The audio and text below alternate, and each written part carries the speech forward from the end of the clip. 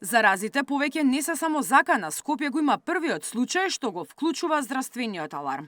10-годишно дете е гризнато од глушец на детско игралиште во Капиштец. За Сител, мајката на 5-оделенецот раскажува како од детска игра нејзиниот син завршил на инфективната клиника. Инцидентот се случил по наставата, каде децата секојдневно се играле. На игралиштето претрчувале повеќе глувци и стаорци поради насобраниот смет во и околу контејнерите. Децата, не знаејќи за опасноста од глодарите, се впуштиле во спасувачка мисија на заглавен глушец. При играта затекнале доста глувци или стаорци, како и да ги нарекуваат, не знаеме за кој вид се работело. При тоа нашли еден кој што бил заглавен во грмушки, па детската игра се насочила кон тоа да му помогнат на малото суштество кое што нив им изгледало невино и мало и сладко и се тоа.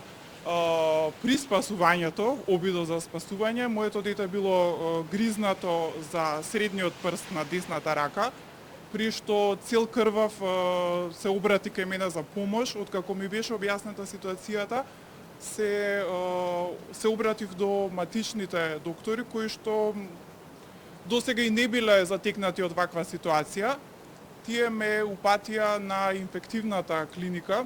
За среќа, моето дете ја има неодамна примено тетанус вакцината, па таа не ја прими, поради тоа што убодот беше од мали заби, како што нарекуваат, предпоставуваат дека се работи за мало глувче, поради тоа не му дадоа вакцина за беснило, но е покриен со антибиотска терапија во наредните 7 дена.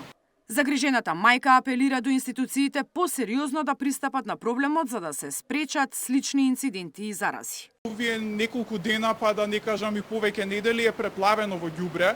Моја претпоставка е дека глувците излегуваат од подрумите и од целата околина од зградите баш поради тоа што ѓубрето ги привлекува. Како што мојот син ми посочи, местото на игра на кое што биле децата е на речиси 2 метра од контејнерите и баш поради тоа било преплавено со овие глодари. Гледам дека денеска ситуацијата барем во општина Центар е малку подобра.